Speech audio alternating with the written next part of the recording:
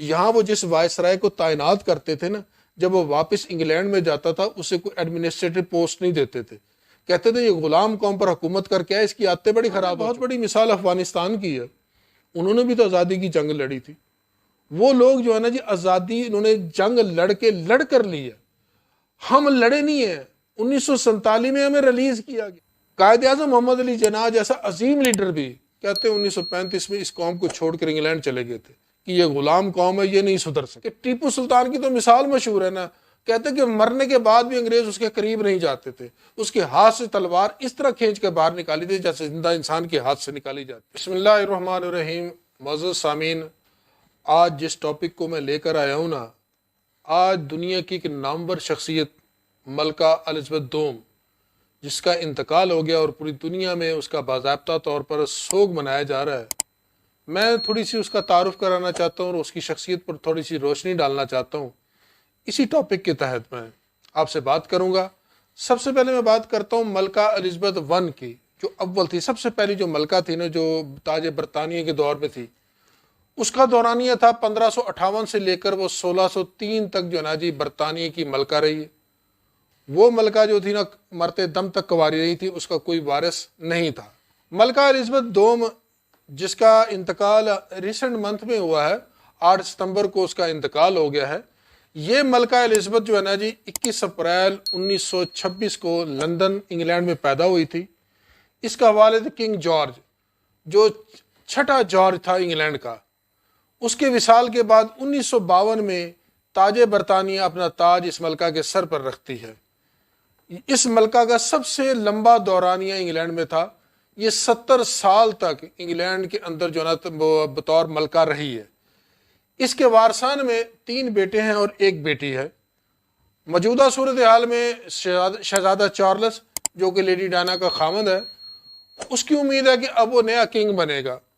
یہاں ایک سوال پیدا ہوتا ہے کہ میں یہ سوچتا ہوں کہ اگر شہزادہ چارلس، جسے 70 سال لگے اس تاج برطانیہ کا تاج پہننے کے لیے، اگر یہ کسی مغلیہ خاندان یا عثمانیہ خاندان کا ولی عہد ہوتا تو شاید اپنی والدہ کا گلا دبا کر نہ اقتدار پر بیٹھ جاتا. لیکن یہ وہ قومیں ہوتی ہیں، زندہ قومیں، جنہیں اقتدار کی لالچ نہیں ہوتی، نہ وہ کسی چیز کے بھوکے ہوتے ہیں. وہ ایک شاہی خاندان ہے، انہیں ان چیز کی ضرورت ہی نہیں ہے.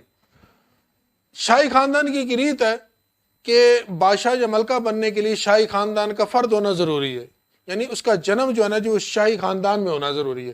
اسی طرح دیکھ لیجیے لیڈی ڈائنا تھی، اسے کوئین کا خطاب انہوں نے نہیں دیا تھا کیونکہ وہ شاہی خاندان کی عورت نہیں تھی. ملکہ الزبتھ دوم جو ہے نا پاکستان میں 2 مرتبہ آئی ہے. پہلی دفعہ 1961 میں آئی تھی. اس وقت جو پاکستان کا صدر تھا نا، وہ جنرل ایوب خان تھا. اس نے اس کا استقبال کیا، 21 توپوں کی سلامی دی. ملکہ الزبتھ دوم نے اس وقت تقریباً 1 ہفتہ یہاں سٹے کیا. اس کے ساتھ اس کا خاوند فلپ بھی اس کے ساتھ ہی تھا. ملکہ الزبتھ کوئٹہ، پشاور، شمالی علاقہ جات میں جاتی ہے. جاتے وقت وہ پاکستان کے لیے ایک بات کر جاتی کہ پاکستان اسلامی قوتوں میں سے سب سے مضبوط قوت اور دولت مشترکہ کی ایک بہترین قوم ہے.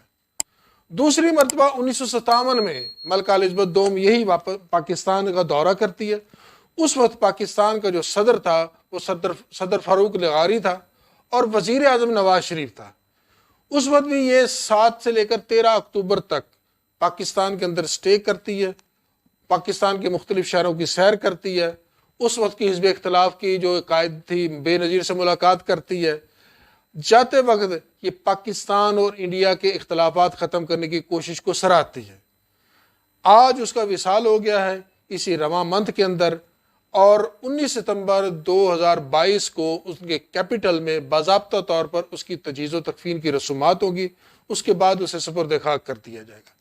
یہ تو تھا اس کا ایک تعارف اس ملکہ الزبتھ. اب میں آپ کو تاج برطانیہ کی تھوڑی سی ہسٹری بتانا چاہتا ہوں. دنیا کی واحد سٹیٹ تھی جو اس سے بڑی سٹیٹ آج تک قائم ہی نہیں ہو سکی. کہتے ہیں کہ 50 سے زیادہ ممالک پر جو ہے نا تاج برطانیہ کا راج رہا ہے. 33 ملین مربع کلومیٹر کی اس کی سٹیٹ تھی.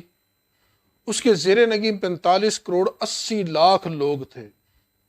کہتے ہیں کہ سٹیٹ کے اندر سورج غروب نہیں ہوتا تھا.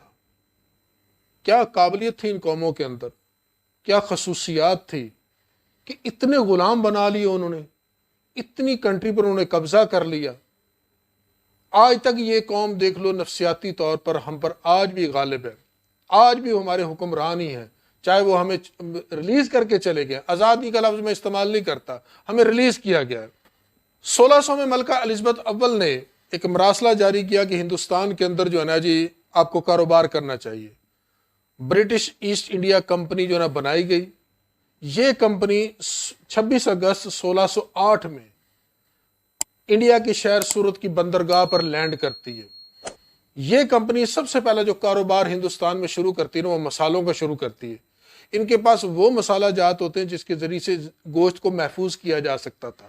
بعد میں اس کمپنی نے ریشم، کپاس، افیم، چائے وغیرہ کے کاروبار بھی شروع کیے۔ بیسیکلی جو ایسٹ انڈیا کمپنی تھی نا یہ ایک تجارتی ادارہ تھا، تجارت شروع کی، آہستہ آہستہ انہوں نے پھر اپنی سازشیں بھی اس کے اندر کرنا شروع کر دی۔ اب ایسٹ انڈیا کمپنی کا مقصد جو تھا نا وہ تجارت نہیں رہا تھا، اب ان کی نظریں تاج و تخت پر لگ گئی تھی۔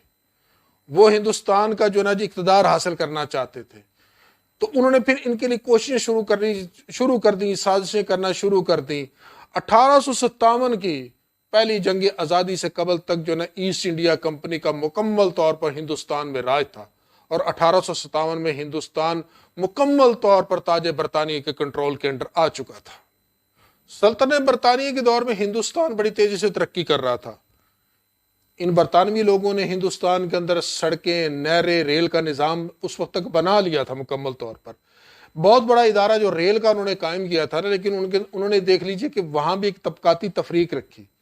ریلوے کے جتنے اعلیٰ حکام یا افسران تھے نا اس میں صرف ہندوستانی کو 10% کوٹا موجود تھا، تو وہ جو اقتدار والی سیٹیں تھیں نا وہ اپنے پاس رکھنا چاہتے تھے۔ دیکھتے دیکھتے جو نا برٹش اپنی سازشوں میں کامیاب ہو گئے۔ 1857 میں مغلیہ خاندان کا آخری بادشاہ بہادر شاہ ظفر، جس کے قلعے کو چاروں طرف سے گھیر لیا جاتا ہے، اس وقت کا میجر ہیڈسن جو تھا اس نے اس لشکر کی جو نا کمانڈ کی تھی۔ بہادر شاہ ظفر جا کے وہاں کے ہراساں کیا تھا، اس کے 4 بیٹوں کا سر قلم کر کے تھال میں رکھ کر اس کے سامنے اسے پیش کیا گیا تھا۔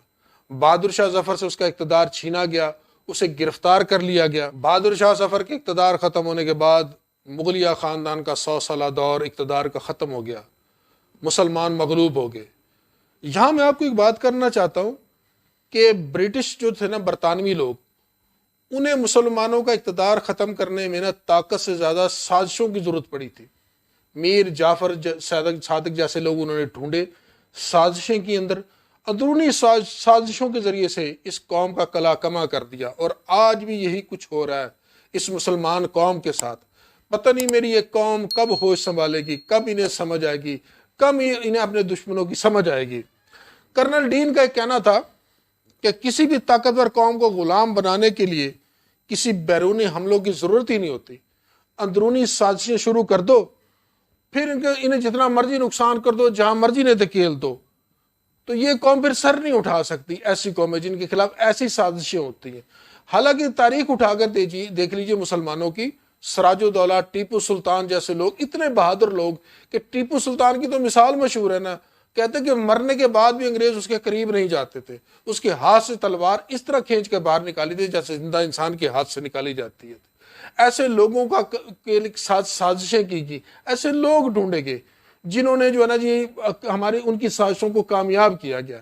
تو لہٰذا یہ وہ لمحہ فکریہ مسلمانوں کے لیے، آخر یہ میرے ملک کے مسلمان یا پوری دنیا کے مسلمانوں کو کب ہوش آئے گا؟ دوستو، آزاد ذہن ہوتا نا وہ تو غلامی قبول ہی نہیں کرتا۔ کسی بھی قوم کی زندگی کے بارے میں نظریہ بدل کر اپنی مرضی کے مطابق جو ہے نا جو انہیں ڈھال دو، پھر انہیں تباہی، بربادی یا غلامی کی طرف جہاں مرضی دھکیل دو وہ جائیں گے۔ یہی کام ہمارے حکمران اور سپر پاوریں ہمارے حکمرانوں کے ساتھ کر رہی ہیں۔ وہ کہتے ہیں کہ غربت بڑھاؤ کیونکہ غریبوں پر قابو پانا بڑا آسان ہے۔ جو غریبوں کو سامان زندگی دے دو وہ آپ سے نہیں لڑیں گے۔ امیر اور غریب کے اندر ایک طبقاتی جنگ شروع کر دو تو یقین مانو آپ کی حکومت کامیاب ہو جائے گی۔ یہ وہ ڈیفرنس ہے، یہ وہ طریقہ کار تھا۔ یہاں تک دیکھیے کہ برٹش راج جب برصغیر کے اندر رہا، یہاں وہ جس وائسرائے کو تعینات کرتے تھے نا، جب وہ واپس انگلینڈ میں جاتا تھا اسے کوئی ایڈمنسٹریٹو پوسٹ نہیں دیتے تھے، کہتے تھے یہ غلام قوم پر حکومت کر کے اس کی عادتیں بڑی خراب ہو چکی ہیں۔ قائد اعظم محمد علی جناح جیسا عظیم لیڈر بھی کہتے ہیں 1935 میں اس قوم کو چھوڑ کر انگلینڈ چلے گئے تھے کہ یہ غلام قوم ہے، یہ نہیں سدھر سکتے۔ تو یہ غلامی ہمارے دماغوں سے آج بھی نہیں نکل رہی۔ سچ تو یہ ہے کہ 1947 میں پاکستان آزاد نہیں ہوا تھا، صرف اقتدار منتقل ہوا تھا۔ جن قوانین کے تحت انگریز ہم پر حکومت کرتے تھے، ہمیں اپنا غلام بناتے تھے، انہی قوانین کے تحت یہ حکمران ہمارے ساتھ وہی کچھ کر رہے ہیں۔ آج تک ہمیں اس غلامی سے نہیں نکالے۔ کیا ہم واقعی آزاد ہیں؟ کبھی اپنی زندگیوں پر غور کر کے دیکھ لیجیے گا۔ آج بھی رات کو 12 بجے کوئی میرا دروازہ نوک کر دے نا، میں سوراخوں میں سے دیکھتا ہوں کہ یار کوئی ایسا شخص تو نہیں آ گیا کوئی جو میری جان، مال اور عزت لوٹ لے گا۔ وہ دیکھیے آزاد قومیں رات کو دروازے کھلے رکھ کر چھوڑتی ہیں، ان کا کچھ بھی نہیں ہوتا۔ اس ملک میں آزاد بلا کون ہے؟ دہشت گرد آزاد ہے، چور لٹیرے حکمران آزاد ہے، وہ جسے جاتے ہیں جہاں چاہتے ہیں مار دیتے ہیں، لوٹ لیتے ہیں، ملکی خزانہ لوٹ لیتے ہیں، میڈیا پر برملا اگر کہتے ہیں ہم نے کیا ہے، جو کچھ کرنا ہے کر لو، ہمارا کچھ بھی نہیں کیا جا سکتا ان کا۔ ہم تو ابھی تک اس غلامی میں سے نہیں نکلے جس غلامی میں ہم آئے تھے۔ تو میں یہ کہتا ہوں کہ اس کے بارے میں ضرور سوچا کیجیے گا، اپنی زندگی کے بارے میں ضرور سوچیے گا، ورنہ آنے والی نسلیں آپ کے بارے میں ضرور سوچیں گی کہ ہمارے بڑے جو ہے نا واقعی انسان تھے یا کوئی غلام تھے۔ اس غلامی سے نکلی، بہت ہو چکا، اب اپنا جو ہے نا جی ایک تشخص پیدا کیجیے۔ آپ کے سامنے بہت بڑی مثال افغانستان کی ہے، انہوں نے بھی تو آزادی کی جنگ لڑی تھی۔ وہ لوگ جو ہے نا جی آزادی انہوں نے جنگ لڑ کر لی ہے، ہم لڑے نہیں ہیں۔ 1947 میں ہمیں ریلیز کیا گیا تھا، اس غلامی سے، اس نظام سے نکالا گیا تھا۔ غلام تو آج بھی ہم بھی ہیں، لیکن ہمیں آزادی ملی نہیں، ہم اس کا نام آزادی نہیں دے سکتے۔ آزادی جن قوموں نے حاصل کی ہے نا، وہ آج بھی خود مختار ہے، آج بھی ان کے اندر خودداری موجود ہے۔ اور یقین مانے اللہ کی رحمت بھی انہی قوموں پر آتی جو خوددار ہوتی ہیں، کیونکہ خودداری میرے رب کو پسند ہے۔ تو اب جب تک اس طرح غلام قوم پیدا ہوتی رہے گی، ہم غلام در غلام رہتے رہیں گے۔ انہی الفاظ کے ساتھ میں آپ سے اجازت چاہتا ہوں۔ میری الفاظوں پر غور کیجیے گا اور اپنی زندگیوں کے بارے میں ضرور سوچیے گا کہ ہم کس سٹیج پر کھڑے ہیں آج 75 سال گزرنے کے بعد بھی۔ میں تو کہتا ہوں یہ قوم یوم آزادی منانے کے قابل ہی نہیں ہے۔ کس طرح منائیں؟ ملکی حالات تو دیکھیں، کس ڈگر پہ جا رہے ہیں، ریاست کتنی کمزور ہے، ادارے کتنے کمزور ہیں، کسی چیز پر کنٹرول نہیں ہے، عوام قسم پرسی کی زندگی گزار رہی ہے۔ تو انہی الفاظ کے ساتھ آپ سے اجازت چاہوں گا، اس درد دل کے ساتھ۔ آئندہ پھر ملوں گا، پھر کسی نئے ٹاپک کے ساتھ، تب تک کے لیے اجازت، والسلام علیکم۔